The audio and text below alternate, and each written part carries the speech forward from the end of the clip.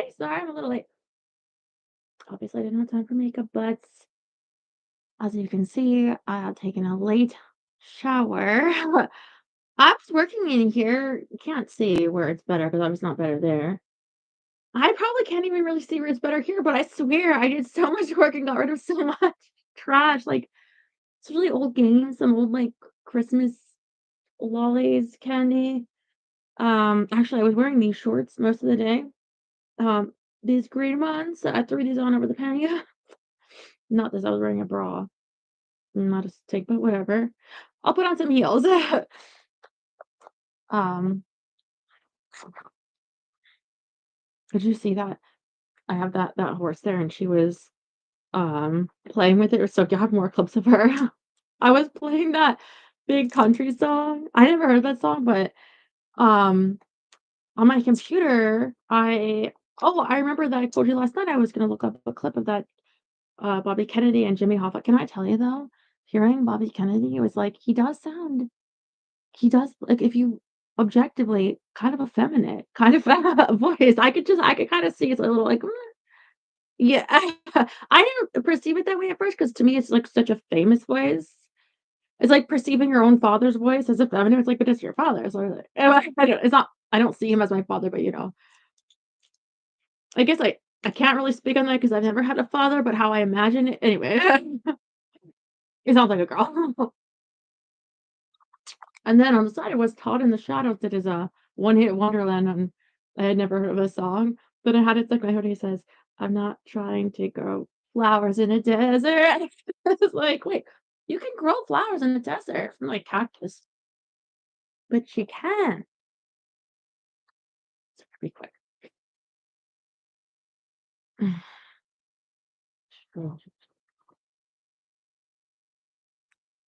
Hi, Joan, I see you down.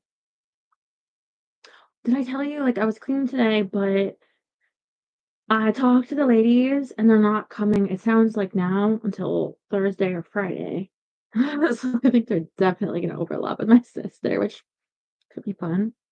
But that gives me some more time with the cleaning, so which is good because 'cause I'm not done yet, but I promise you I was work.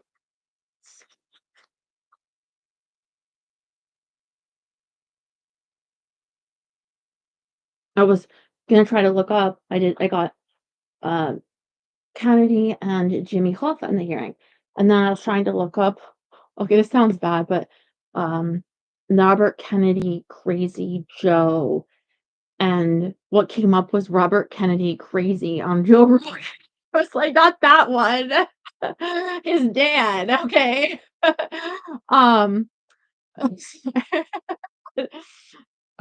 we're talking joke, but it turned out there's a lot of this stuff on this Joe Gallo character, so I'm guessing there's a heck of a lot ahead on him. I didn't, like, click on it, I didn't want spoilers, but I guess he's an interesting fella.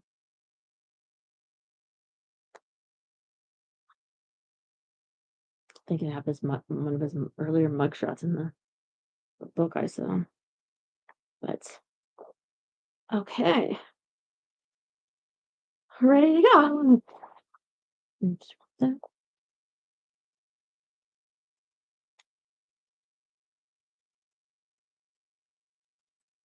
back, relax. Let me read you a story.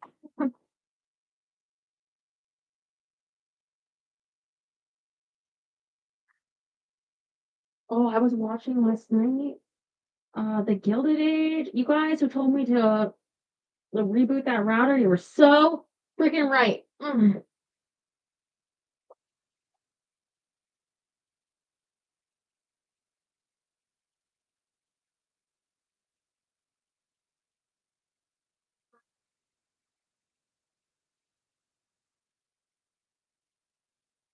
Oh yeah. We begin on chapter um 5 tonight called Atypical Ambassadors. Oh, thank you, Daryl and Carmine. Okay. Mm, mm. And I got one of these strawberry shakes from Jonna. It's so good.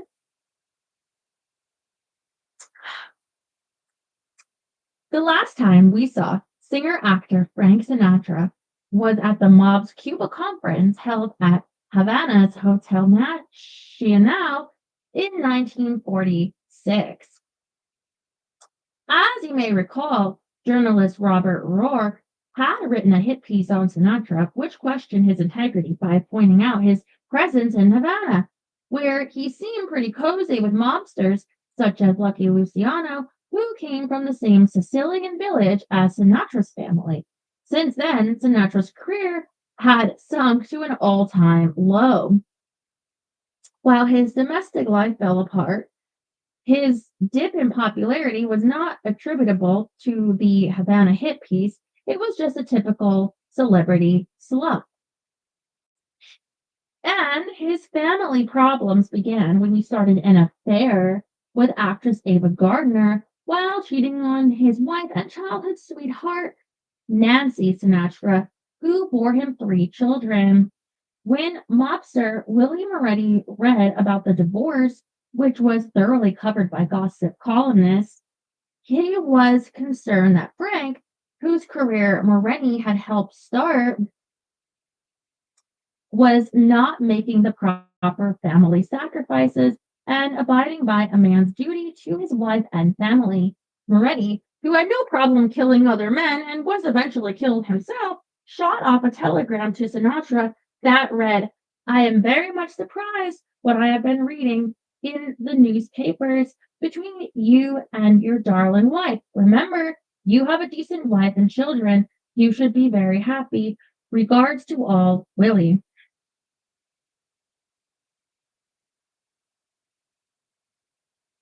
I'm trying to form a mental picture of Ava Gardner. I do recall seeing her biography somewhere. I actually considered reading it to you guys at some point. Maybe I will. I think she was a little bit crazy. Like she made this biography like later on in life, and she just spilled all of the tea. Which Cherry loved that. She married to Mickey Rooney. Um, but there's what the picture on the cover is so gorgeous. That's about all I know. I can't tell you one movie.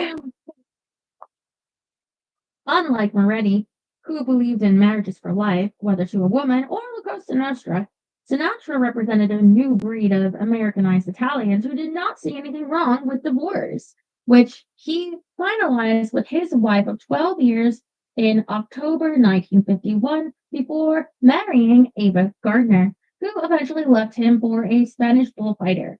Between alimony, child support, and unpaid taxes, and with no new musical hits topping the charts, Gardner said that Sinatra's money and glamour had run dry. Nobody wanted to be around him. He didn't amuse them anymore. He couldn't lift a check. There was nobody but me. There was actually someone else who was prepared to help Sinatra, Johnny Roselli.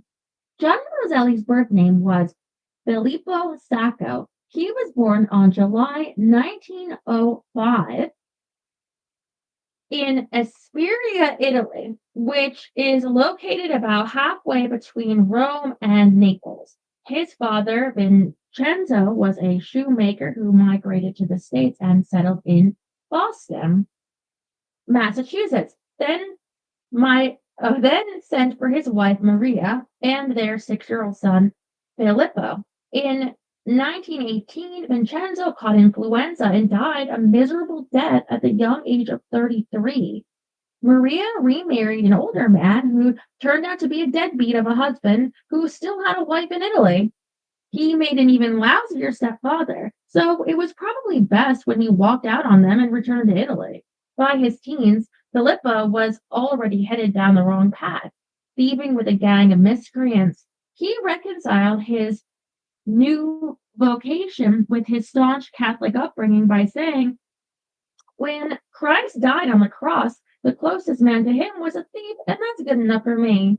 He was repeatedly arrested and finally took a serious pinch for heroin trafficking, then murdered the informant before fleeing to Chicago, where he fell in with the Capone mob.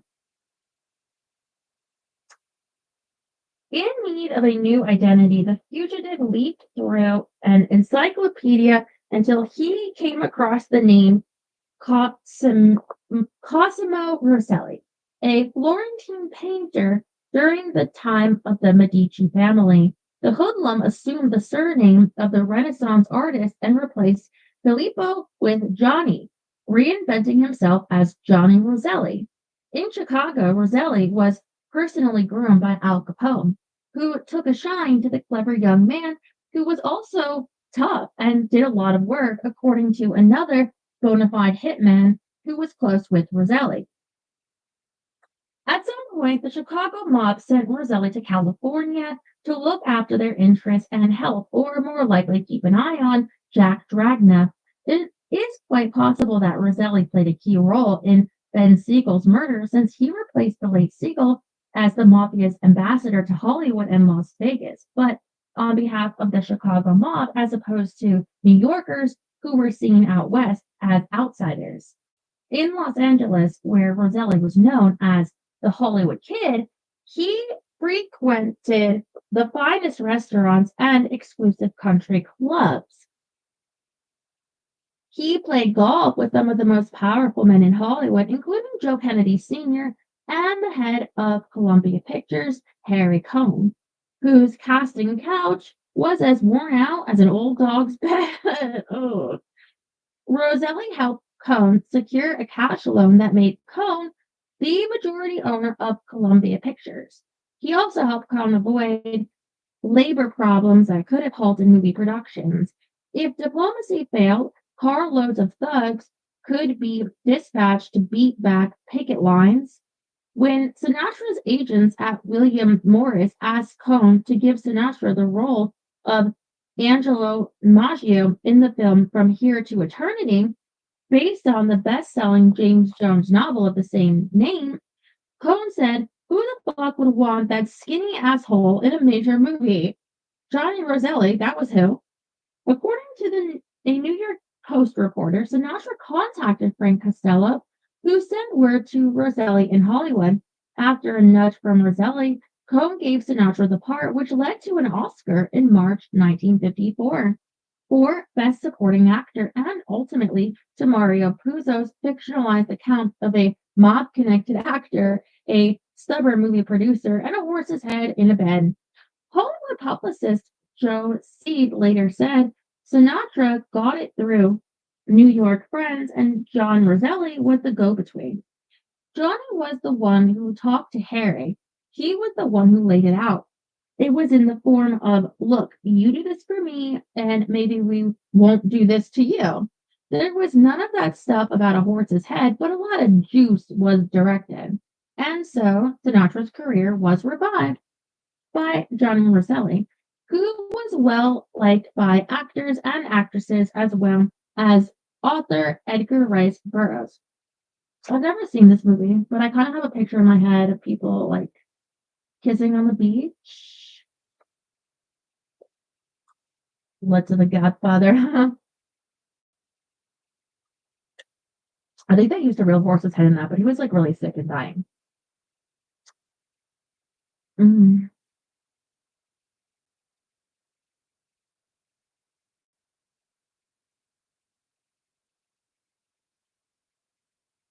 Gary Jones 11. I respect your commitment to not using periods. It's impressive. Where was I? Punctuation's overrated.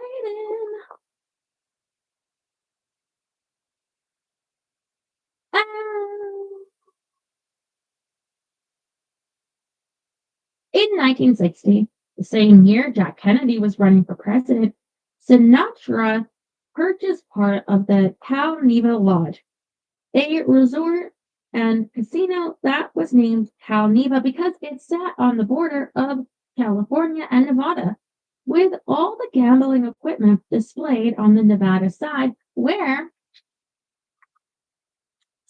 gambling was legal. The resort, which overlooked Lake Tahoe, had fine dining, riding stables, pools, a golf course, a casino, and plenty of mobsters who not only stayed there but also owned a large piece of the place. Some suspect that Sinatra, who owned more than a third of the lodge, was fronting for Sam Giancana of the Chicago mob, and many believe that Joe Kennedy Sr., who spent a lot of time there, was also a partner. Actor Dean Martin, born Dino Paul Roselli, which he changed to avoid Italian discrimination in Hollywood, also owned a piece and once joked, I'm the only entertainer who has 10% of four gangsters. Martin was prudent enough not to name them. This is interesting. We got this picture right here, and it's this house. It's a postcard of Calneva Lodge, and it has like this divided line right here from the picture. And this side of the house is California and or Nevada, and this side is California. Like depending on which room or part of the house you're in a different state, which is kind of cute. Before the Democratic Convention in the summer of 1960, the FBI reported that Kennedy Patriarch was sequestered at the Calneva Lodge, where he was visited by many gangsters. The report confirmed Joe Sr.'s close relationship to mobsters as well as Frank Sinatra, who, during the campaign, had become the mob's liaison to the Kennedy Patriarch. Sinatra's daughter, Tina, said that her dad was approached by Joe Kennedy, who said to Frank, I think that you can help me in Virginia and Illinois with our friends. So off to G and Kana he went. To be sure, Frank Sinatra was a staunch Democrat, and his preference for Kennedy was genuine. Dad felt that Jack Kennedy was a breath of fresh air, said Tina. He said he hadn't been as excited about an election since Roosevelt, whom he also campaigned for. The mob, always nonpartisan, never ideological, and forever wary of motive, were convinced that Sinatra was out to gain something or other in return for promoting Kennedy. John Roselli thought Sinatra had big ideas about being ambassador or something. Still, the smooth talking Sinatra was able to convince most mob bosses to back Kennedy, but he could not persuade Carlos Marcello of Louisiana or Santo Trafficante of Florida, both of whom distrusted the Kennedys, unwilling to forgive them for the heat they took during the Rackets Committee. They instead backed Lyndon Johnson in the Democratic primary. Jimmy Hoffa agreed with the Gulf Coast Dons, as did the Chicago mob's consigliere Murray the Camel Humphreys. Humphreys, a Welshman, was as close to the character of the non-Italian consigliere Tom Hagen in Mario Puzo's best-selling novel The Godfather. Considered a criminal genius by mobsters and law enforcement alike, Humphreys was the premier strategist and political fixer for the Chicago mob for the better part of 30 years. As acting boss, Giancana had to run his decision to back Kennedy by the real Don of Chicago, Anthony Joe Batters Cardo, who, when making crucial decisions that affected the Borgata, invited input from Humphreys and Paul the waiter Rica. Although the Italians were smart enough and tolerant enough of all ethnicities to give Humphreys a permanent seat at the ruling table, the Welshman was sometimes in the minority when it came time to vote, only to be proven right later on. When Sinatra's request to back Kennedy in the 1960 election was put to a vote, Accardo, Rica, and Giancana were in favor, while Humphreys dissented. He hated having to go along with the outfit's vote to back Kennedy, said Miss Jean Humphreys. It was a constant source of aggravation for him. If he was outvoted on something, he was outvoted by the Italians. He'd say the spaghetti eaters and spaghetti benders stuck together. As an aside, Jean Humphreys who was well aware of her husband's power and place in the mob, admitted her surprise that he and his spaghetti eating pals could sway a national election. Well, I mean, I'm sorry, but if y'all are in Chicago, you were swaying a certain way. Well, was it not national or just in the primary? I forget. Stopping votes. Uh, Something they easily did in Chicago for decades, but she imagined the national stage as more sacred. I didn't know then that a president could be elected on the whim of Chicago mobsters, she said. In my ignorance, I thought majority ruled. Aside from the rigid holdouts, Marcello Traficante and the hot-headed Hoffa, who vented to Humphreys about his disgust with the Chicago mob's pledge to support Kennedy, Sinatra seems to have convinced the rest of the mob that their help in getting Jack elected would result in criminal leniency during Jack's tenure in office. Given the mob's experiences with Thomas Dewey and Estes Kefauver, both of whom used the mob as stepping stones to further their political careers, then quickly moved on, most mob bosses assumed that the Kennedys would also forget the mob once they achieved their dream of being in the White House. They therefore funneled millions of dollars via Sinatra into the crucial West Virginia primary when Kennedy's coffers were running low.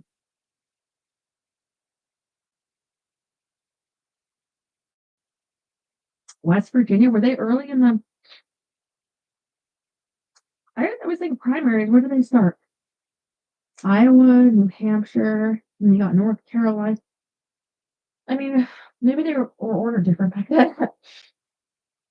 Is it possible to redistribute that kind of cash in a political primary? And where did it go? The New York Times called the West Virginia primary one of the most corrupt elections in history, reporting that voter bribes range anywhere from $2 and a drink of whiskey to $6 and 2 pints of whiskey for a single vote. One news correspondent wasn't Elon Musk doing that or trying to do that? Was that in Pennsylvania? I don't know, not the whiskey, but the bribes. I don't know. One news correspondent from the Baltimore Sun said that he had personally witnessed cash changing hands in return for votes, while reporters from the Wall Street Journal dug up evidence that dirty cash had been circulating throughout the state. And the editors decided against running the story, although one of the reporters later commented, we were fairly convinced that huge sums of money traded hands. The thwarted investigative team had concluded that much of the money flowing into the state came from Chicago, which was Sam Giancana's home turf. There is evidence that money also came from Las Vegas, which was controlled by the Chicago mob, along with their partners in New York. Paul Skinny D'Amato, who was born in Atlantic City, New Jersey, and came up under Nucky Johnson, eventually became general manager and part owner of the Cal Neva Lodge, along with his partners Frank Sinatra, Sam Giancana, and Joe Kennedy Sr. After the election, D'Amato was overheard on a bug talking about how Joe Sr. had asked him for help in West Virginia and how he had moved money there from Las Vegas, where cash was plentiful on account of the backroom skim. Are you telling me that politics are dirty and corrupt? They're gambling in this establishment? We'll always have Paris. Sorry.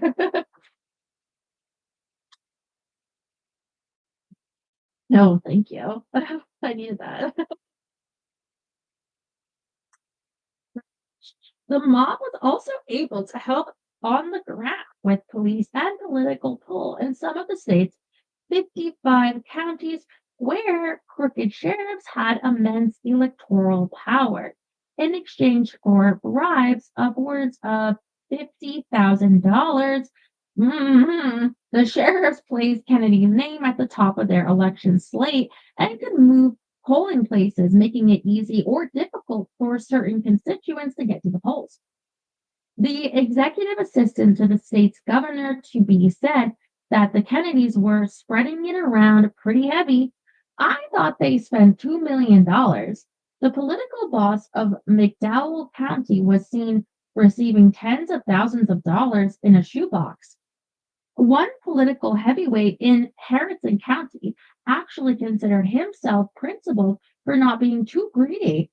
All I had to do was tell him 15,000 or 20,000, he said of his dealings with Bobby Kennedy, instead of 5,000, and I had got it.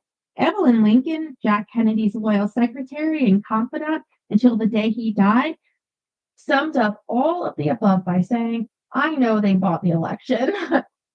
We are left to wonder if the Kennedy boys knew, or at least suspected, that their father was cutting Faustian bargains with Sinatra's tougher friends. To be sure, there was overwhelming evidence that the vines of their family fortune were entwined in the shadiest trees. Joe Sr.'s name had come up at the Kefauver Committee hearings, which Bobby had followed closely. In a closed-door session, a Chicago bootlegger mentioned Joe's name and his company, Somerset Importers Limited, but the committee quickly moved on without further inquiry.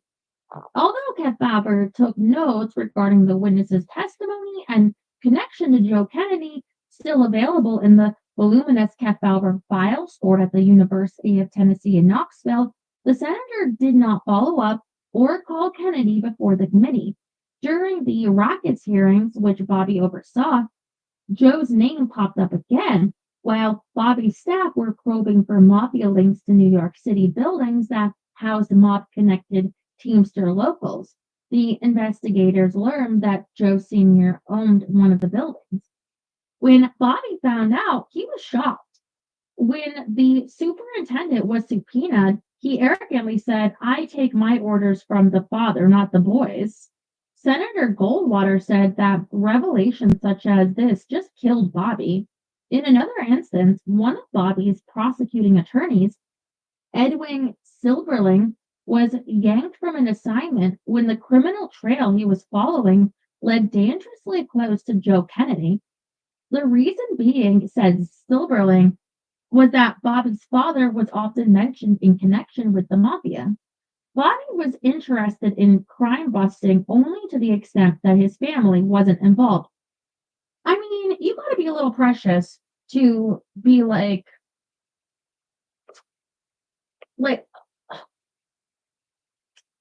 they said, okay, some industries, there's no way around it. Like you had to be connected, like you had to involve the mob somehow to be dealing in like importing, bootlegging, alcohol. Like it seems a little obvious. Um, I remember watching something from like Trump some years ago, and they're asking about mob connections with building in New York. And he's like, well, yeah, because you have to if you're building in New York at the time. Like, I don't know. I don't know if that's true, but I imagine it's kind of similar in this, like that he had to know there was stuff like, oh, a few Willikers. You're telling me, like in the industry my father was in, there was some really? I don't know. I mean, look, I like Bobby. I mean, I was surprised. I mean, this is a biased accounting because it's written by a guy in the mob and the king of the mob, so he has his own perspective, which I like. But I believe Bobby, if he wasn't killed, he would have been president. And I feel bad for him, like that. It's like it's sad, but you can still, comment. I think it's fair to say you knew, you had to know. Mm, they run the unions, yeah. The sanitation, right? Isn't that what they say? Okay. Oh no, you're having trouble. Yeah, we're just surprised. Yeah. And as long as his family wasn't involved. Bobby also had to know that the Calneva Lodge, where his father hung out, was frequented by known mobsters. When a close friend of Joe asked him what he would tell his sons if they ever inquired about his shady past, Joe confidently replied, "They won't ask me." Oh, no. But asked his friend, "Suppose they do." They say, "Dad, that showgirls from all over town were running in and out of the senator's suite." Wait, hold on, what? Did I skip ahead? Oh no, wait, hold on. Oh wait. That's the page was stuck there. I guess we're gonna get somewhere interesting in a little bit. Suppose they do. Well, said Kennedy, if they do, I'll tell them to mind their own goddamn business. And that's your son. Evidence that came to light before and after the 1960 election makes it abundantly clear that Bobby had Bobby investigated his own father with half the zeal he displayed while dragging mobsters before the rackets committee, he would have disgraced the Kennedy name and likely landed the old man in jail. Why then was Bobby, whose father was so corrupt, fixated on rooting out corruption in America? The answer may be attributed to projection, feelings of self-doubt, daddy issues. Man, you really don't like him, do you?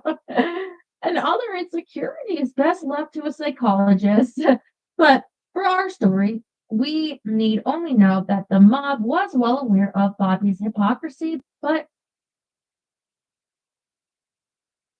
concluded in large part, or yeah, but the mob was well aware of Bobby's hypocrisy, but concluded in large part due to Sinatra's persuasion that once Jack was in office, the Kennedy duo's attention would be drawn to much heavier issues like civil rights for African Americans, slowing the nuclear arms race, and halting the spread of communism in Latin America and Southeast Asia, while keeping the Soviets behind the Iron Curtain in Eastern Europe. Chapter 6: Faustian Bargains.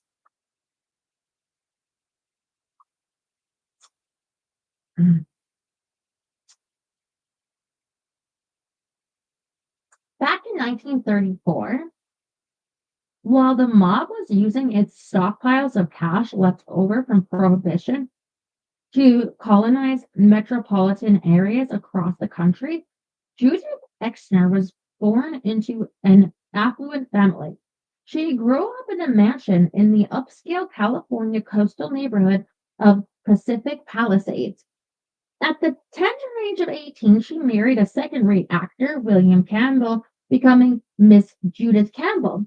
In 1955, her husband landed a starring role as a death row inmate in San Quentin, while at the same time, their marriage went on death row. The couple divorced in 1958, and the beautiful 24-year-old became, by her own admission, a divorcee gone wild. I began dating the way most girls date when they're in high school, she wrote in a memoir. Life became so good. While enjoying this good life, Campbell attended a Hollywood party and met Johnny Roselli, who, like Campbell, was living the good life and at 55 years old was still dating like most boys date in high school. The two hit it off and may have carried on a short affair, while Campbell often crashing at Roselli's house after late night partying, or with her doing that, Roselli introduced Campbell to Frank Sinatra, who also had a brief affair with Campbell before he introduced her to Jack Kennedy in February 1960. While Jack was studying at the mob-owned Sands Hotel and Casino during a campaign stopover in Las Vegas, Campbell said she began sleeping with Jack in March. And the only part of her story that raises any doubt is that it took him a month to close the deal, though it is quite possible that he was too busy with other women. A Justice Department memo reported that showgirls from all over town were running in and out of the senator's suites. While in Las Vegas, Jack, like Roselli and Sam Giancana, partied with Sinatra. Jack was mesmerized by Sinatra's swinging lifestyle, said Campbell, referring to Sinatra's notorious girl passing, which included regular passes to Jack and Joe Kennedy Sr. Whoa, what? What? How are you gonna do that to your moms? When it was also Campbell was also passed to Jane Cana, who was faithful to his longtime wife until she died of a brain aneurysm in 1954, which after which the balding middle-aged mobster frequented Las Vegas and lit up the strip with Roselli while dating celebrities he was introduced to by Sinatra. With the mob's help, Kennedy won the Democratic primary and was now pitted against Republican Richard Nixon. In the general election, Jimmy Hoffa still broke with the majority of mobsters and had his executive board endorse Nixon for president, while he simultaneously went on a public speaking tour announcing that Kennedy presents a very real danger to our life as a nation if he is successful in buying our country's highest office. In order to grasp the mob's influence in the 1960 election, we must add a word about Nixon's connections to the mob, just as we have traced the Kennedy family's connections. When the mob was still in control of Havana, Nixon was a frequent visitor to Cuba, where he would meet with Fulgencio Batista, making him one man removed from Meyer Lansky and Santo Traficante. Assuming he never met with them personally, which is not beyond the realm of possibility, given Nixon's attraction to cash-filled suitcases. Uh,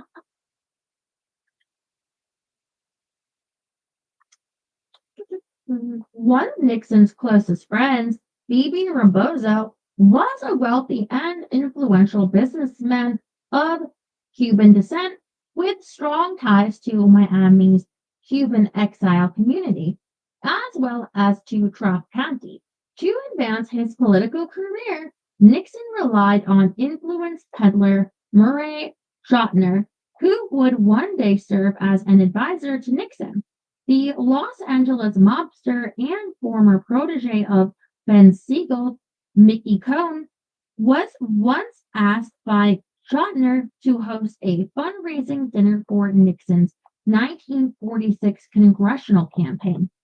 Cohn, who packed the affair with mob donors, said there wasn't a legitimate person in the room. Many years later, General Alexander Haig launched a secret probe into Nixon's connections to the mafia, and according to the Washington Star, Haig concluded that there were strong indications of a history of Nixon connections with money from organized crime.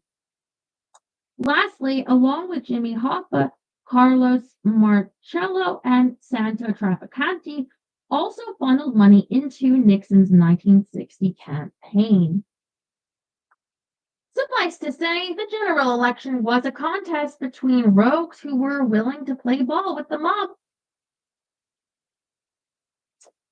In addition to helping Kennedy win the Democratic primary, the New York and Chicago mobs also contributed to the general election, and Judith Campbell, while carrying on affairs with both Kennedy and Giancana, became the perfect cash courier between the mob and the Kennedy campaign, although her amazed ex-husband said they weren't dealing with some kind of Phi Beta Kappa in order for Kennedy to clinch the election. Illinois was a must-win state, and Giancana controlled its largest and most corrupt city, Chicago.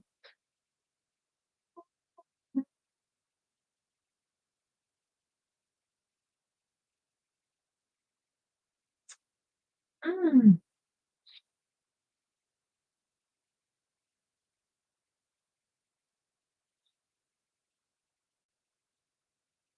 Not even close to live? What? What the hell are you talking about? You guys hear that that guy from the Cosby Show died of drowning? I think I just heard that somewhere today. That's so sad. Yeah. Oh, thank you, Jerry. Yeah, I'm only 53.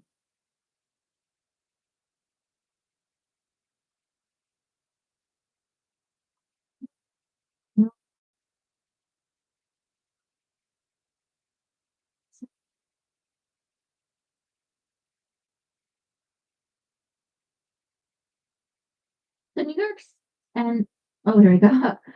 Um, while carrying on affairs with both Kennedy and Giancana, became the perfect cash courier between the mob and the Kennedy campaign. Although her amazed ex-husband said they weren't dealing with some kind of Phi Beta Kappa in order for Kennedy to clinch the election, Illinois was a must-win state, and Giancana controlled its largest and most corrupt city, Chicago. Since the days of the Chicago mob's founding father, Johnny Torrio, and his prized protege Al Capone, the mob held tremendous sway over the state's notoriously corrupt democratic machine. Yeah, they called it a machine. With total control over certain electoral wards in Chicago that were densely populated with Italian American residents. The mob had an especially tight grip over the first ward, encompassing much of downtown Chicago. Giancana rules the first ward like a Tartar warlord, wrote reporter Sandy Smith. Mhm,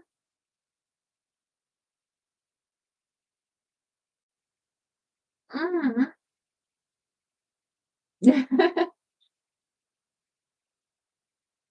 He can brush an alderman off the city council with a gesture of his hand. Why can't she turn around? Do you want? Here, I'll turn some part of myself around. Shh. Fuck you. I'm just playing. I had to. Mm.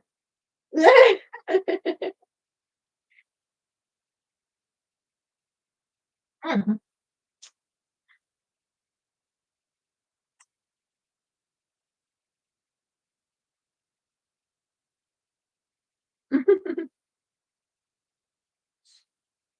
Chicago hitman Samuel Mad Sam DiStefano, whose imagination when it came to torturing victims would have made the Spanish inquisitors blush, was hired by the Department of Streets and Sanitation. No one who knew him could ever imagine Sam sweeping the sidewalks or shoveling snow, said one FBI agent, but they paid him handsomely for it. When Diarco left the city council claiming poor health, the FBI concluded that Giancana had booted him out for his inability to deliver on one demand or another.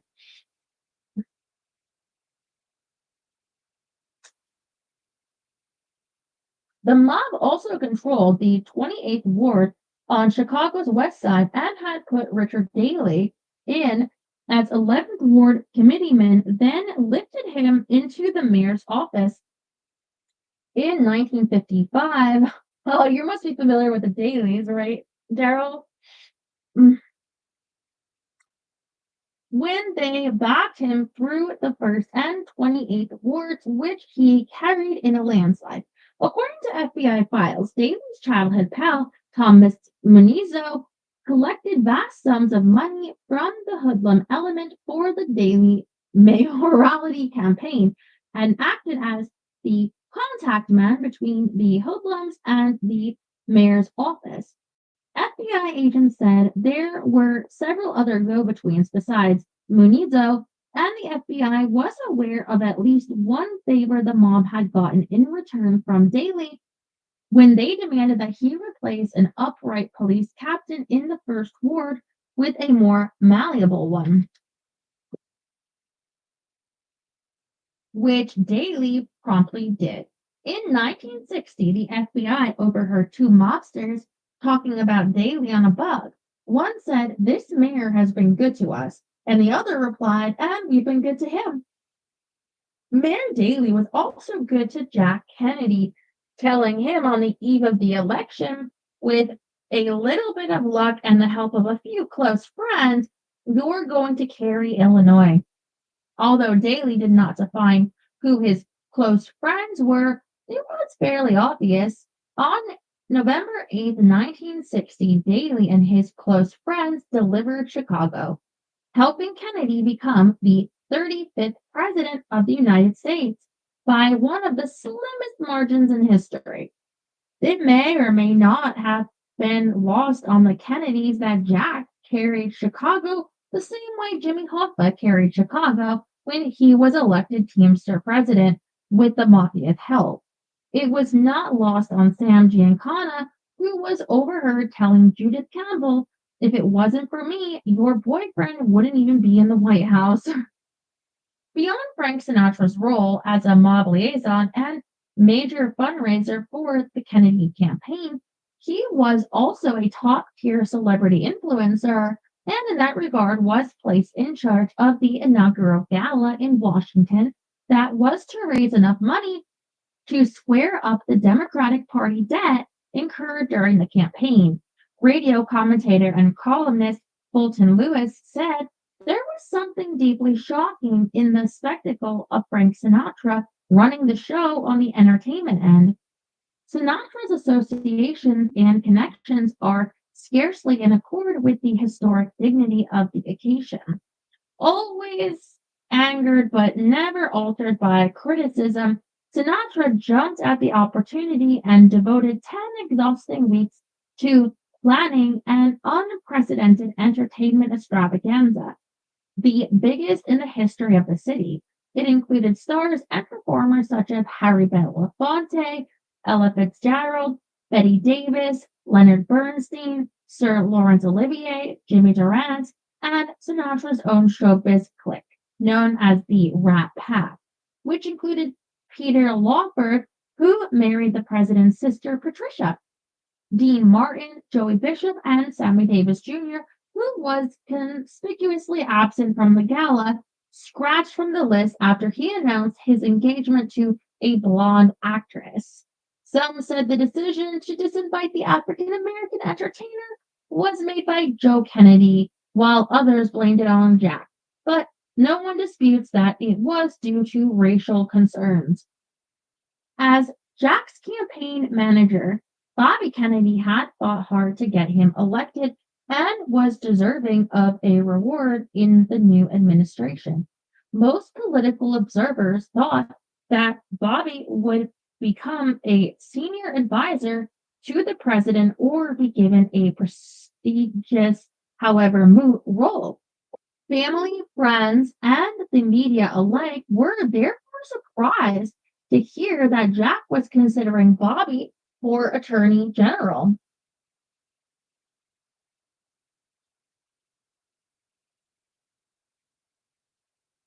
The absolute highest law enforcement officer in the land. Florida Senator George Smathers told Jack, Bobby never had a case in his life. He never argued in a courtroom, while Justice Department Attorney Nicholas Katzenbach said that Bobby was too young, too inexperienced, too political, too brash, too immature in every way. All of these shortcomings were obvious to everyone, including Bobby. When Jack announced the appointment, a reporter asked, do you know of any historical parallel to this? To which Jack replied, no, we're going to start one. The press was universally aghast. Newsweek called it a travesty of justice, while The Nation said it was the greatest example of nepotism this land has ever seen. The American Civil Liberties Union was in concert with the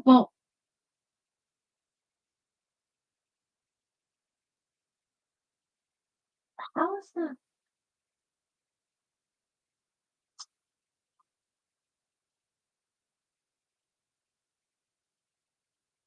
I don't know if you can hear that. It's my computer and it's annoying.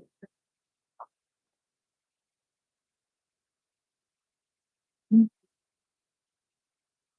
did that? Because I left um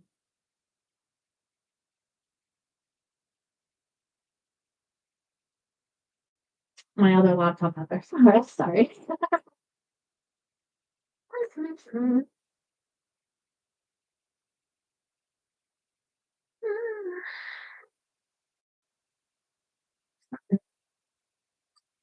Oh yes, the nepotism. Well, they still have to get approved. You still have to go through confirmation. Remember when Trump tried to nominate that Matt Gates and it was like, eh. Mm.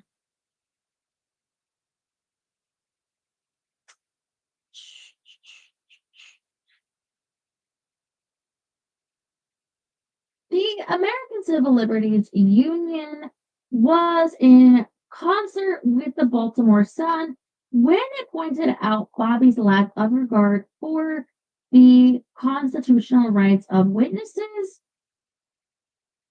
who were dragged before the Rackets Committee, where, according to Yale law professor Alexander Bickel, Bobby held hearings for the sole purpose of accusing, judging, and condemning people. That's not the first or only time that's happened. I mean, it's not as if Bobby were against civil liberties, a Kennedy insider told author Gore Vidal. It's just that he doesn't know what they are. Based on the same conclusion, the Chicago Tribune believed Bobby could use his powers vindictively. The mob was just as concerned as the press was, but assured that Joe Kennedy, who made them promises, was behind the appointment, which meant that it would not amount to anything detrimental to their interests. Igor Cassini, brother of fashion designer Oleg Cassini, later wrote, I was in the room with old Joe when he picked up the phone and told the president to put Bobby in as attorney general. Reporter Charles Bartlett, who knew Bobby well, steered him away from accepting the nomination, but was told by Bobby, well, maybe.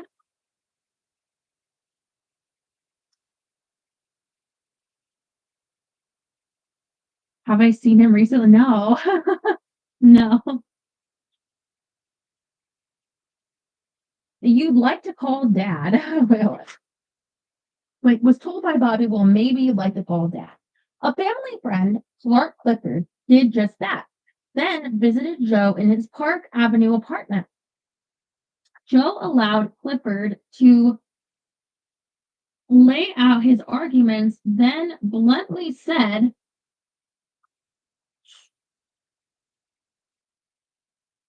Bobby is going to be Attorney General.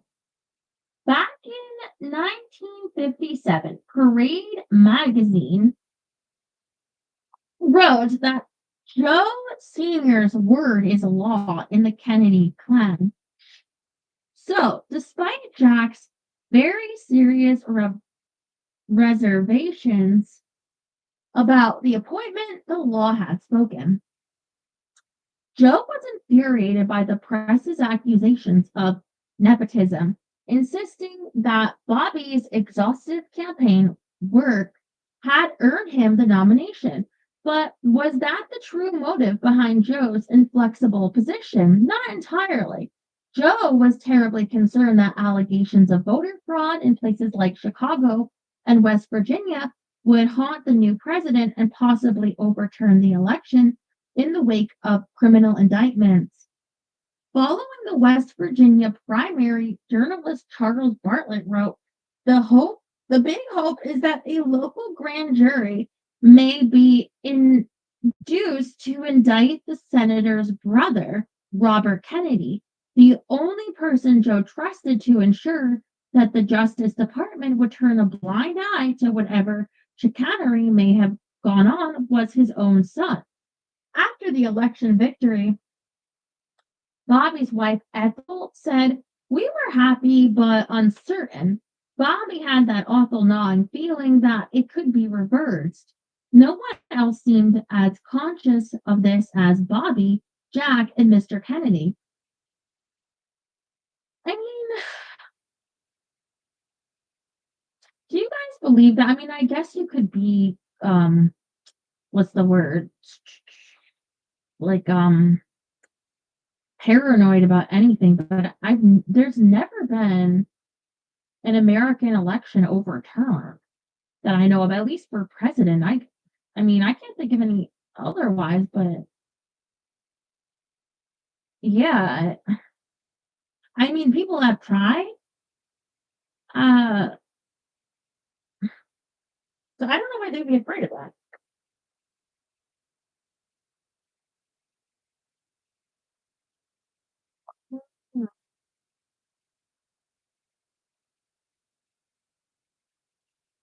The state of Illinois had cast close to 5 million votes, and Kennedy had won by less than 10,000 votes. This slim margin of victory, along with widespread accusations of voter fraud, led to local investigations.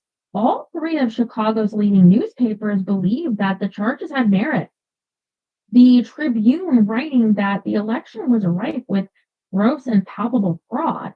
Even London's economists felt that the exquisite narrowness of the election was a bit unsettling.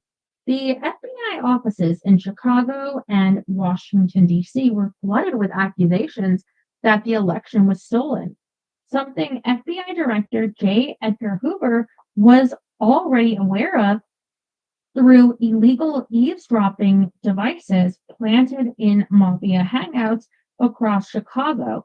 G. Robert Blakey, who worked for the Justice Department and would one day draft legislation to decimate the mob, said that enough votes were stolen. Let me repeat that. Stolen in Chicago to give Kennedy a sufficient margin that he carried the state of Illinois.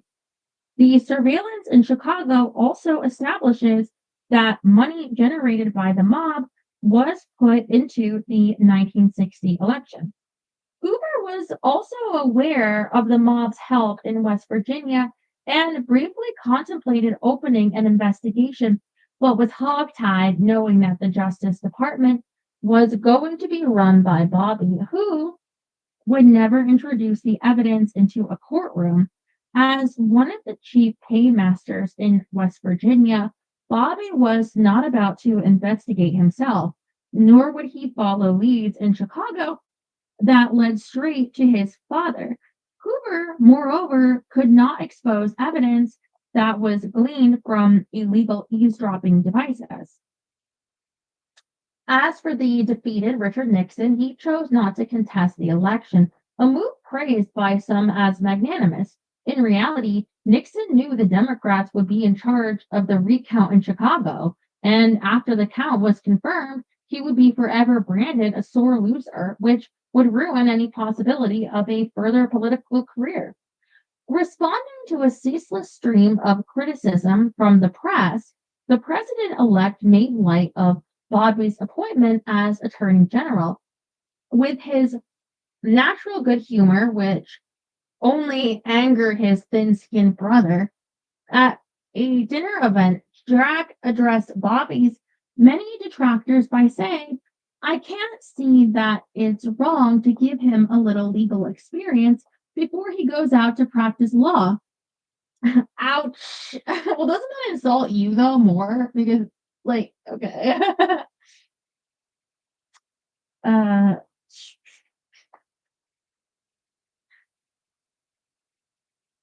Bobby did not find this funny and later chastised Jack for making fun of him in public. Yeah. Mm.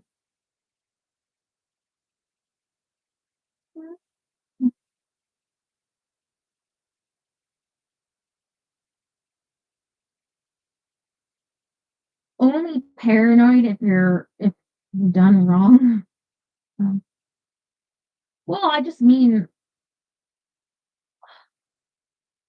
I think everybody acknowledges it was stolen. Like I think it's like part of the historical record. Everybody knows that it was stolen in Chicago. Like they stuffed the ballots. It's true. They did people and it's true. I don't think it's deniable. Um, but it's sort of I was told Ooh, I can't say this. Okay. Mm, okay, let me just edit out everything I can't say and see what's left that I can. uh,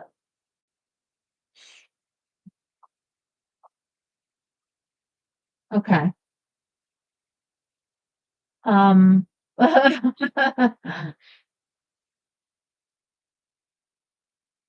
um, mm,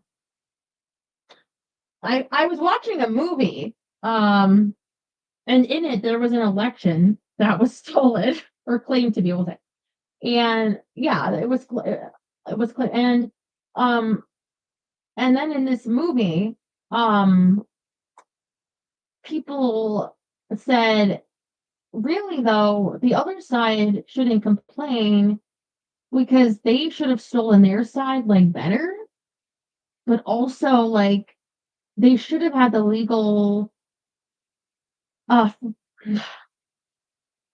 framework set up to attack in certain states where they felt they were being um defrauded by the vote there, like, so to speak. So in this movie, in the next election, they had a lot of lawyers at the ready to contest all kinds of things, and it didn't happen, and the election went a bit different. So because the constituents kind of said something like, y'all should have been ready for them to steal because that's what they do. So it's really your fault when you think of it. Um, yeah. Thank you, Derek. Mhm, mm.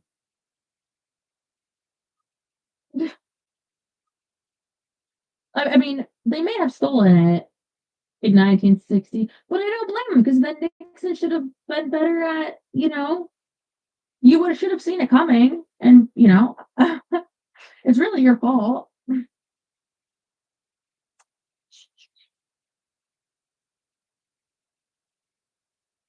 Where did we go? Mm.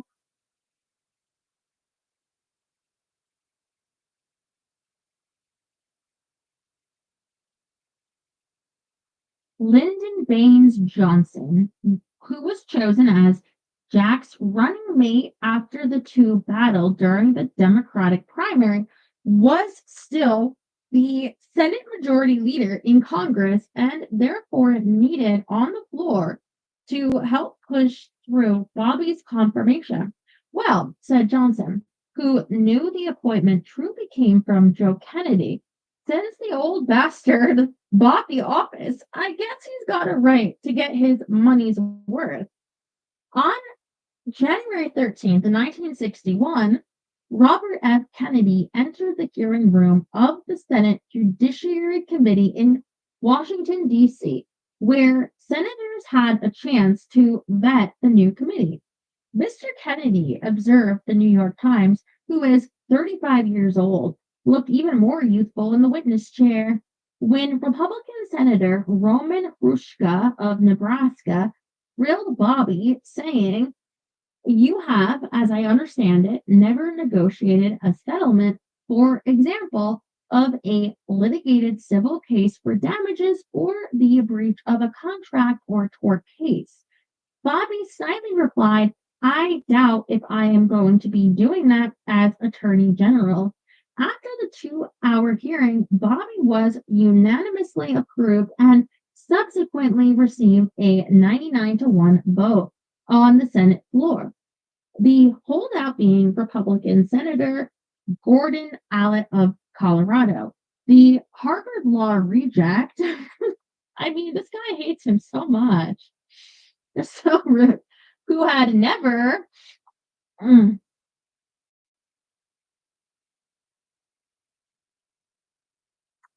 tried a case in court and was known for dispensing with civil liberties, was confirmed as the nation's youngest attorney general who would be working for the youngest president ever to be elected.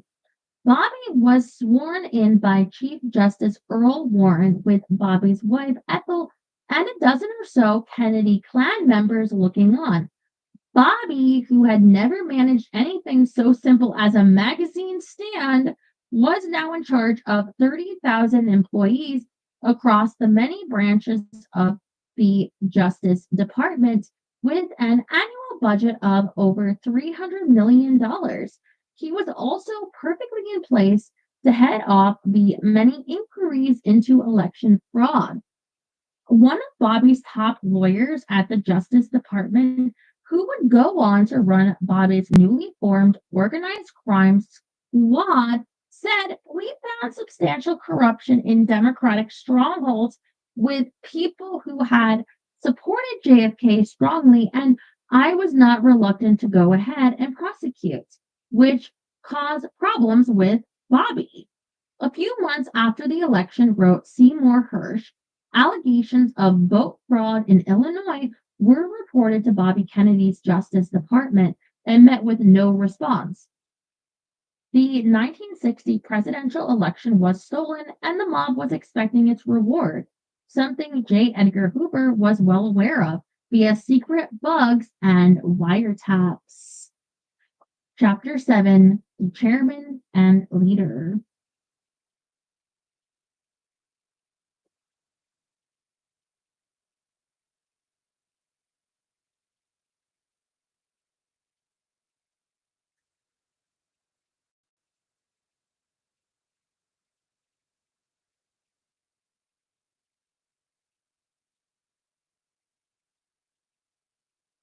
Well, I mean, you have discretion as Attorney General what to prosecute. I think that that's within your power. You don't really have to go after everything. They never do on either side ever.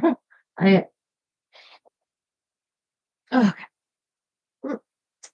In 1675, the enigmatic Prince Frederick of Brandenburg, oh, I know of this, no, later known as Frederick the First of Prussia, created an odd military regiment of big men known as the Potsdamer Rising Guard, or the Giant Guard of Potsdam.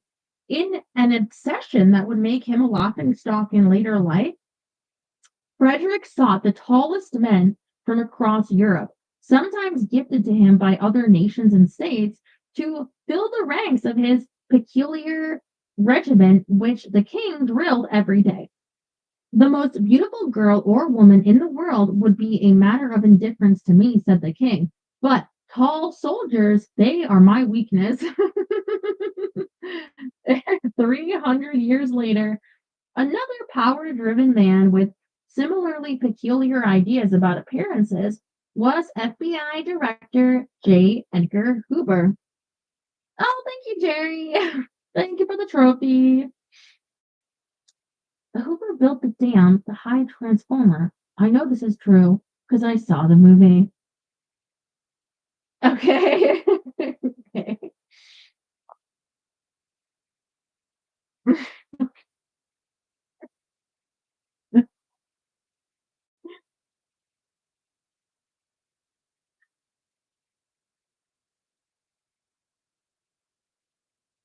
Oh yes, the tall people. uh, whose army of agents were not only expected to carry themselves a certain way, but also had to look a certain way.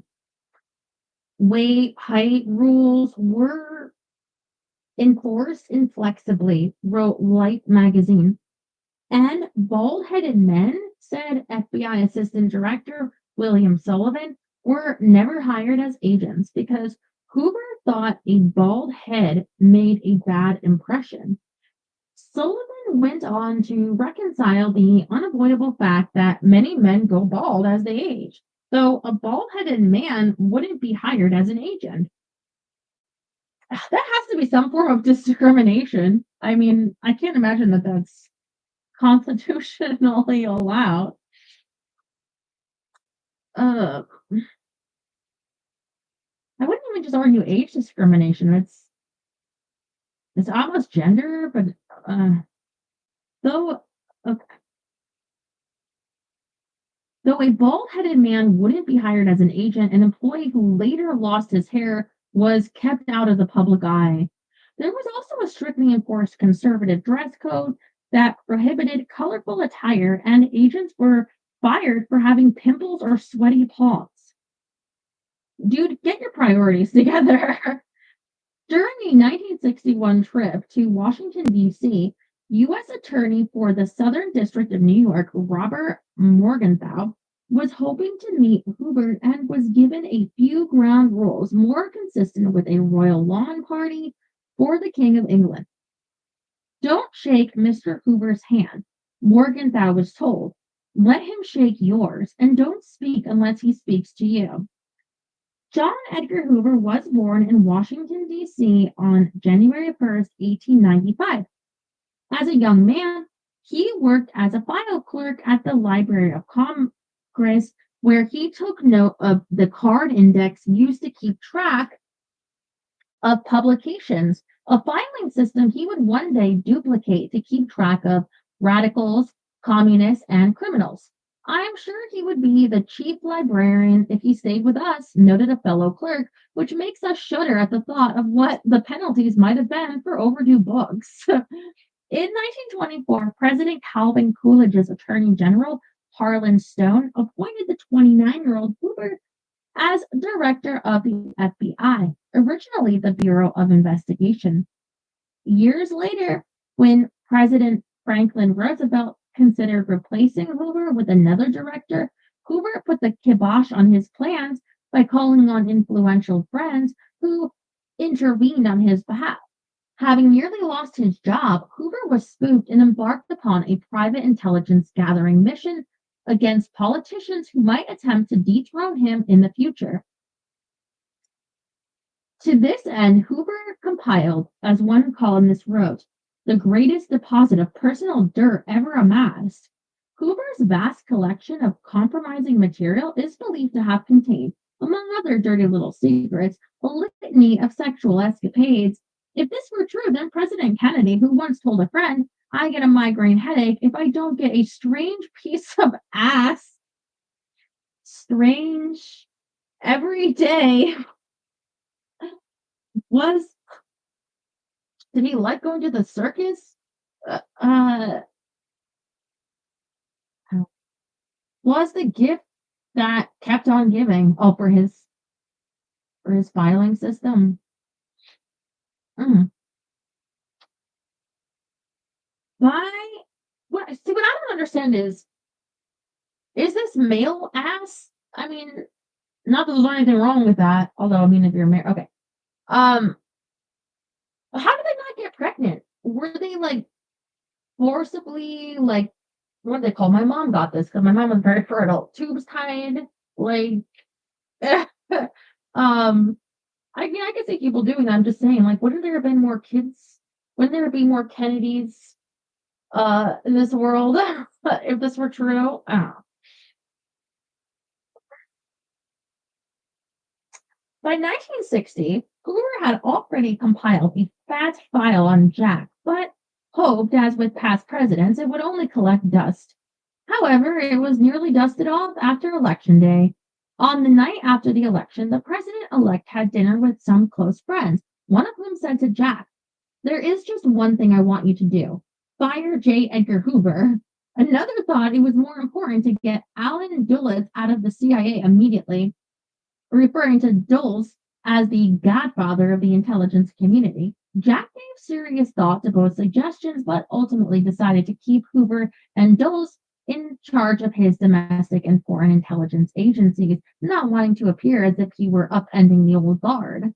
William Sullivan believed that Jack kept Hoover on because he had won the election by such a slim margin that he felt he couldn't afford to alienate Hoover's considerable conservative following by getting rid of him. After Bobby Kennedy was sworn in as Attorney General, Hoover presented the much younger man with a mounted FBI badge, making him an honorary agent. That was where the niceties ended. They locked horns almost immediately thereafter. To start with, Bobby was bothered by the FBI's virtual autonomy.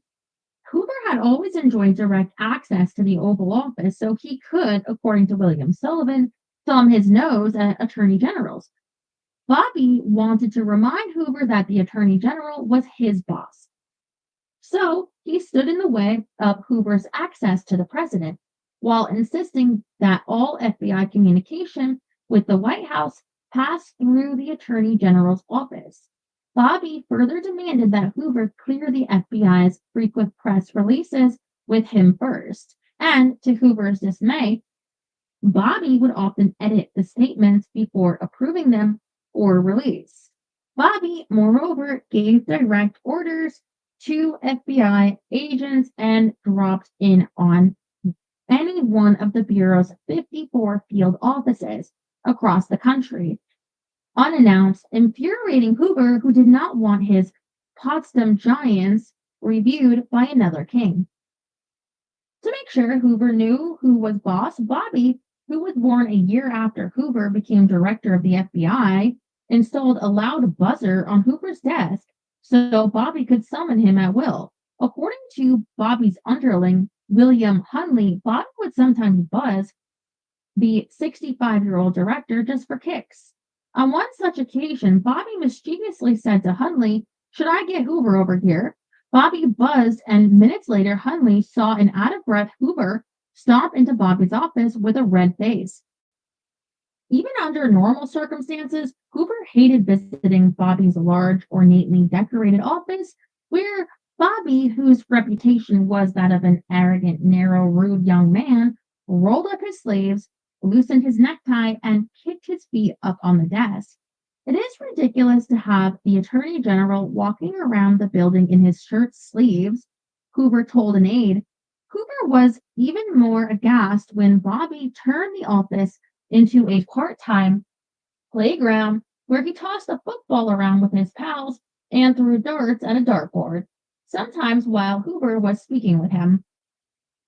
As Bobby tightened a figurative leash around Hoover's neck, he took a real leash off his large and ill-tempered Labrador Brummus, who Bobby brought to work in defiance of federal code. All right, I think I'm going to call it right here. He's going to claim that this Hoover guy is somehow involved in this guy's murder, because you could kind of understand it if some fucker brings their dog to work. I mean, what do you bet this dog like ate the guy's lunch or something, pissed at his desk? I mean, I'm not saying that assassination is understandable, but I mean, that is not good coworker etiquette. I mean, the Ethiopian Emperor Haile Selassie had a dog, Lulu, who sometimes sat on his lap during state ceremonies. Now and then, Lulu would hop down and urinate all over the feet of the emperor's dignitaries, who sat in silence, afraid to shoo the dog away and risk offending the emperor, who did nothing to stop the dog.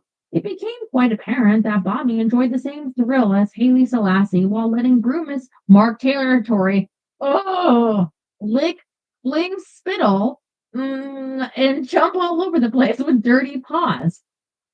Everyone, including Hoover, had no choice but to suck it up.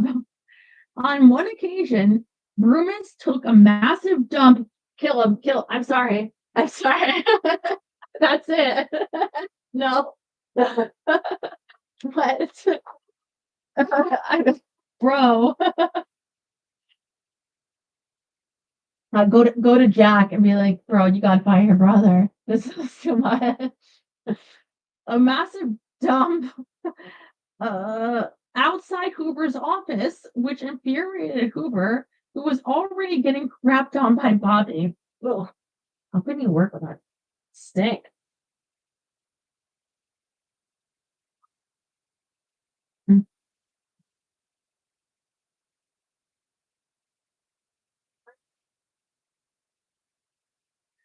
Bobby and Hoover also clashed on issues of policy. Bobby considered the greatest threat to U.S. national security to be organized crime, while Hoover insisted there was no such thing as a mafia in America. What? What? Are you dumb? Hoover had carried on his dogged denial for decades and would have preferred to keep his head in the sand, but was forced to lift it after the mass roundup of mobsters at Appalachian, which resulted in widespread media speculation about the existence of a national crime syndicate led by a tight knit network of mafia families. The New York Herald Tribune had demanded that Hoover wage war on this invisible government, while Bobby, who was then still at the Rackets Committee, asked the Bureau for their existing files on the mobsters who were detained. Bobby was shocked to learn that Hoover had none. His thin file on the mafia consisted of some newspaper clippings. William Sullivan admitted, well, I mean, that's kind of suspicious.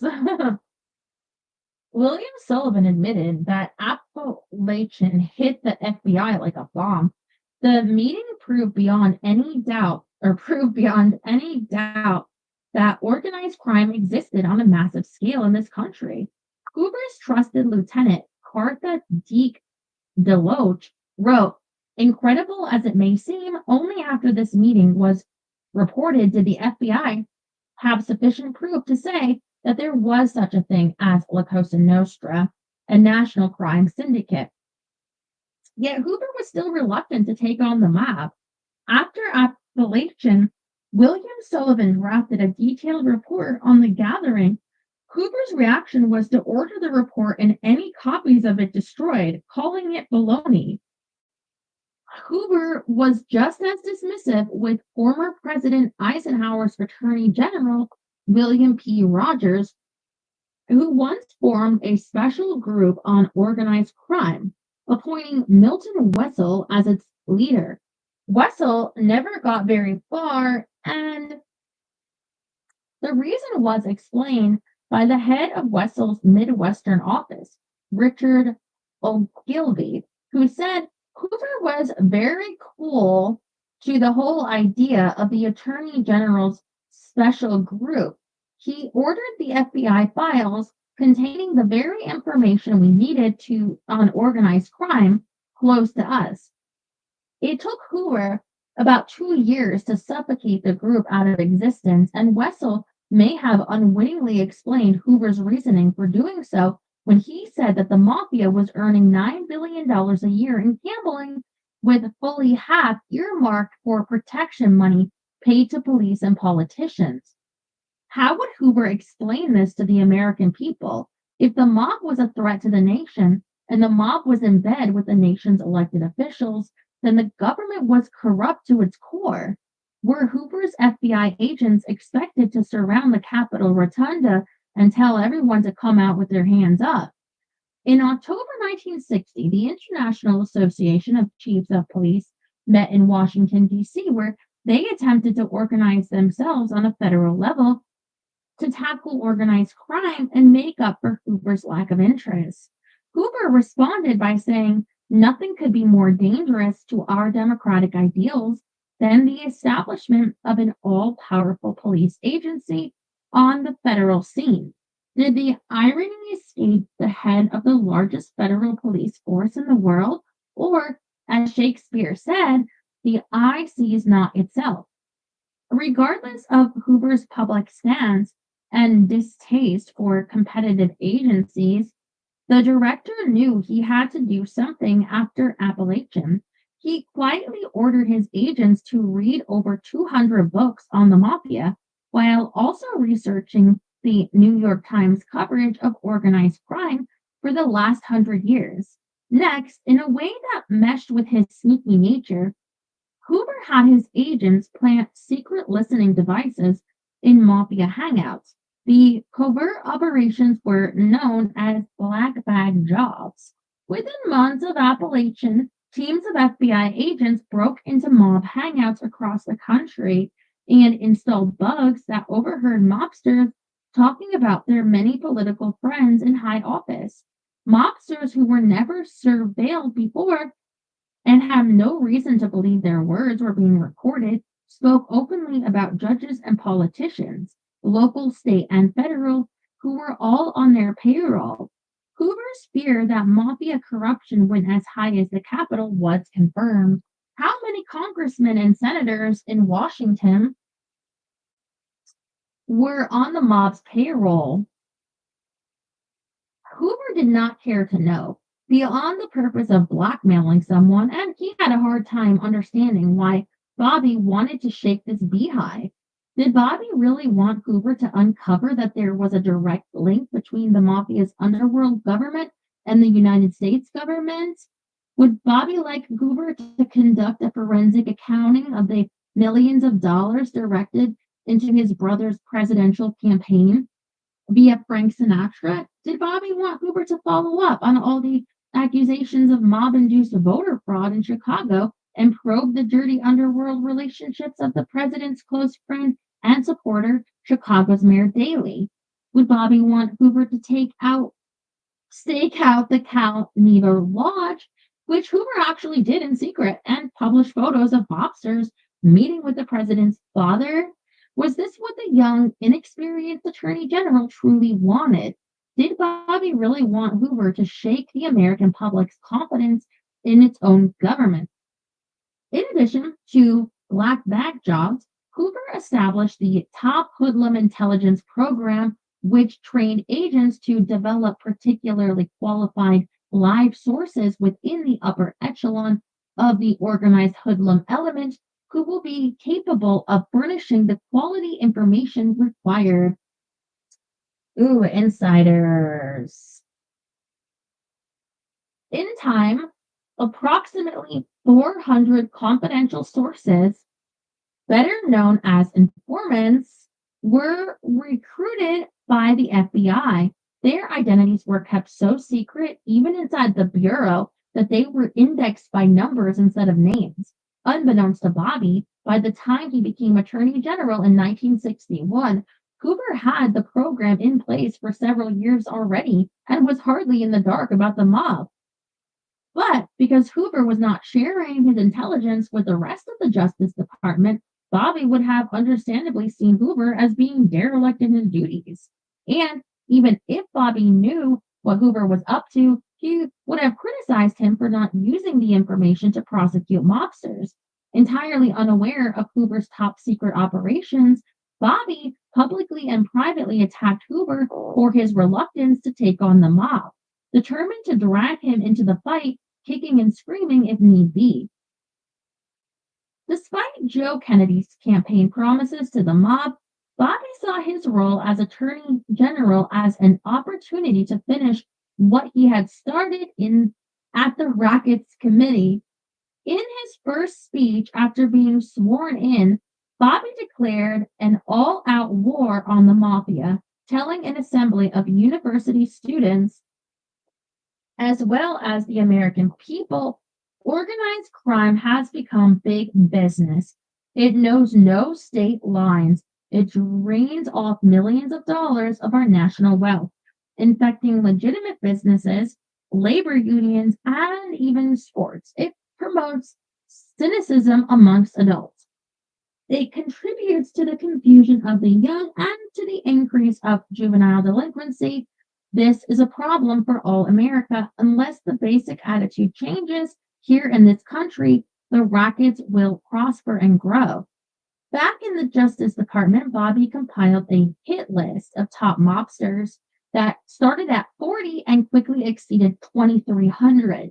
Using his immense power as the top lawman of the country, Bobby beefed up the Justice Department racketeering section by 400% and centralized control of organized crime cases from the almost 100 U.S. attorneys' offices around the country to lead the fight. The man who was once likened to a Nazi by his own father, prepared for a blitz on the underworld by mobilizing, according to the Wall Street Journal, a multi-agency drive insisting everyone work together to bring down the mob. The FBI, IRS, INS, Secret Service, Customs Bureau, Narcotics Bureau, Labor Department, Treasury Department, Wildlife Service, and others were organized into a strike force and expected to participate in a coordinated attack on the mafia. Bobby was creating what Nicholas Katzenbach said was his own mini crime commission, of which he was the chairman and leader. For the first time in U.S. history, the executive branch of the United States government had declared an all-out war on the mafia. The crusade Bobby had begun at the Rackets Committee was now fueled by the entire Justice Department. The very first week Bobby started work as Attorney General, Carmine Bellino, the brilliant forensic accountant who worked for Bobby at the Rackets Committee, visited the offices of the IRS requesting income tax returns for suspected mobsters and mob-connected union leaders. Bellino's primary target was Jimmy Hoffa, who, unlike the many mobsters who were fooled by Sinatra's promises, knew he would be in the soup with the Kennedys in the Oval Office, and he had commented after Bobby was appointed Attorney General, "I'll have to hire 200 more lawyers to keep out of jail." To make sure he had a compliant IRS, Bobby appointed his former tax law professor from the University of Virginia, Mortimer Kaplan, as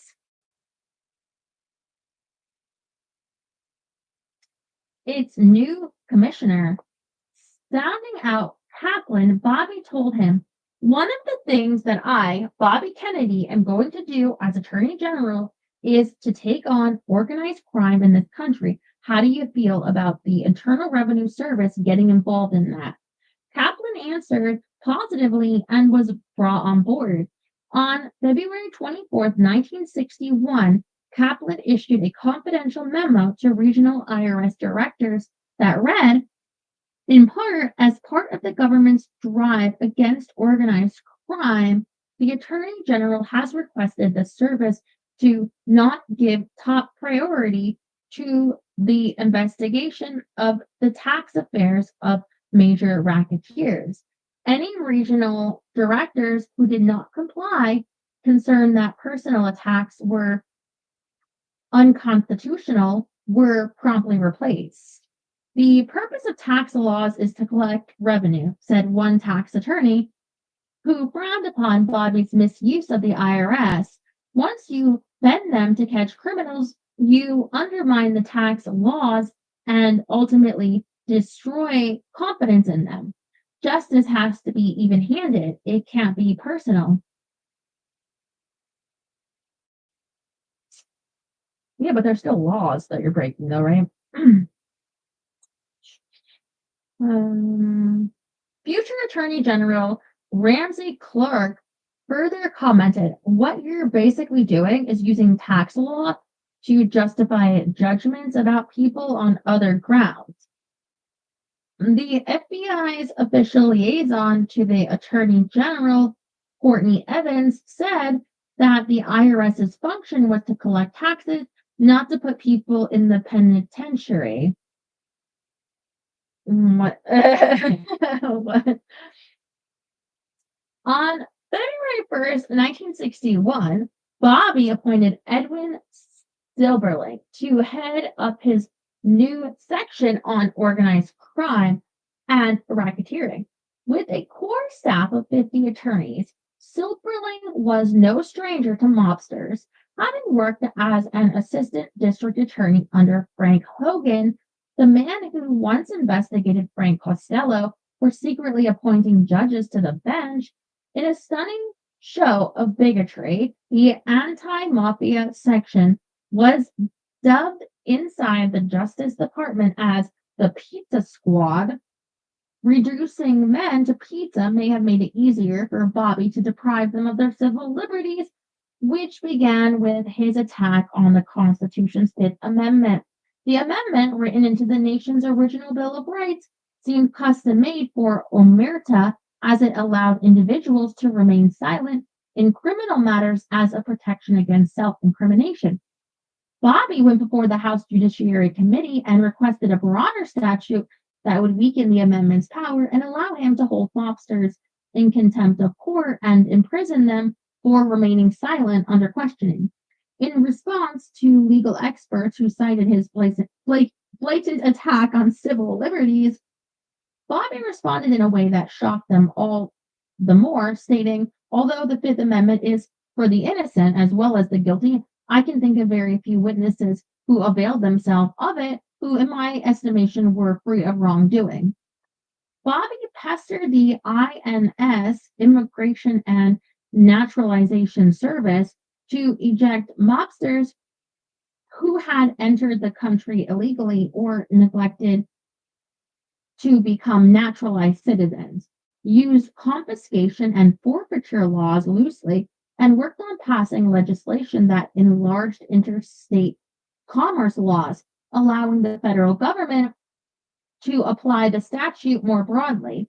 Bobby also urged his old colleague, Senator McClellan, to enact conspiracy laws that would, according to Nicholas Katzenbach, make organized crime a federal offense.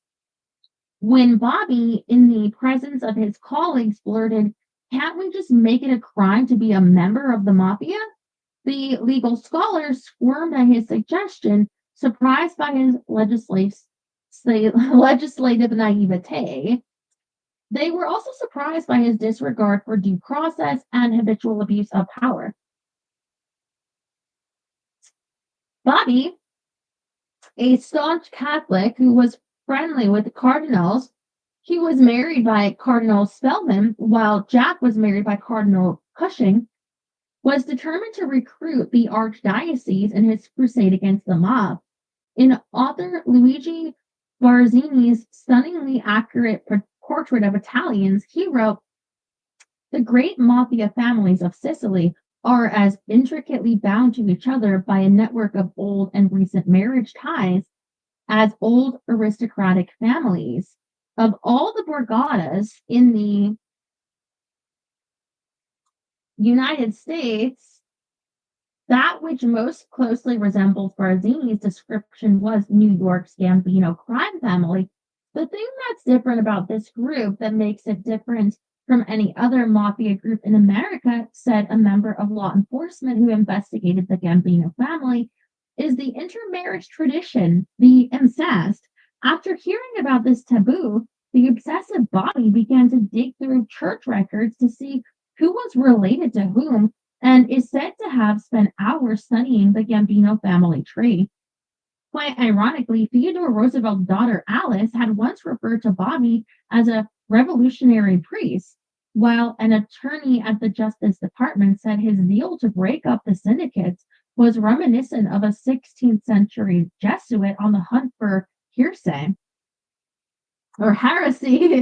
After the federal agents drew up genealogical charts of the most notorious families of Sicilian extraction in the United States underworld, and discovered that everybody was everybody else's son-in-law, grandfather, stepson, great uncle, first, second, or third cousin, godfather, or godmother, and so forth, Bobby had the FBI contact the New York Archdiocese, alerting it to these unholy marriages it must have been unwittingly consecrating. Even this tattling was rife with irony, since although the Kennedy family marriages were lawful, the Kennedy men, father and son alike, were known to share women, and their extramarital affairs were often aided and abetted by wives and sisters. One family friend, an aged Jack, said the Kennedy household was an almost incestuous atmosphere, where father and sons preyed off each other's dates and traded them like baseball cards. Ugh, get this out of my head. The same man said of Jack, when he was finished with the girl, he usually gave her telephone number to his father or one of his brothers, and they did the same. With the church looking into their marriages, Carmine Bellino and Mortimer Kaplan sifting through their tax returns, and 27 government agencies joined in a concentrated attack on organized crime. The mafia was not getting the return they expected from the contributions they had made to the Kennedy campaign. One mafia don in particular was not persuaded by Frank Sinatra's assurances of sunny days ahead and had backed Richard Nixon instead of Kennedy, became an intensely personal target of Bobby, who was obsessed with destroying him. Hmm. And we'll pick it up tomorrow on chapter 8. That is the end of chapter 7.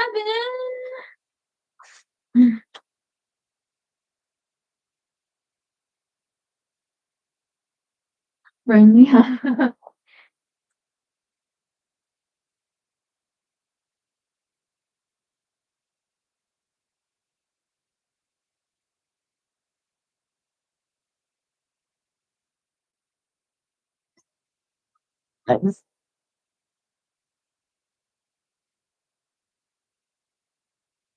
Terry, you know that reminds me of your high school, some of the women there. Um, a particular one at lunch I remember you telling me about.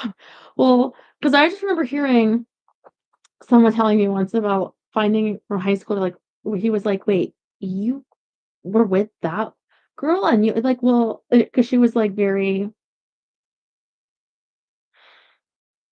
seemed like somebody nobody would want to have been with, was like, yeah, because she was easy. So they would that was what they did. Um, yeah, couldn't be me. Couldn't be me. Uh, it's an interesting perspective of somebody who really uh has an unfavorable opinion of the Kennedys. Uh, so I guess it could only be written so long after their death to be so uh spilling it all, telling how he really feels.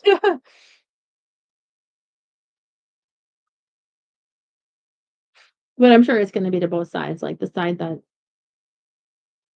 hits back is also gonna be, like, not so great. I mean, these were not nice people. Anyway, um, I need to try to find something to eat. Yes, I told you they're would be coming Thursday or Friday. That's what it is as of now. So yeah, I'll just cleaning. I was thinking, Jerry, um, as I was cleaning my space, and I was thinking how with your artistic inspiration really comes from being inspired to work.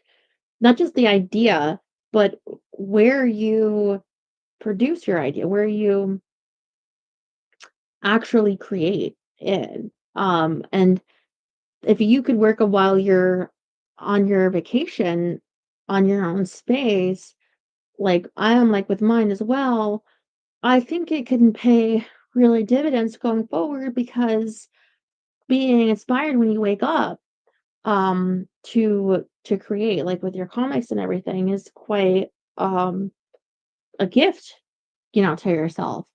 So I'm reminded of this as I mine away at this work before me. And I hope that inspires you with your art as well. I love you guys so much. I see you tomorrow.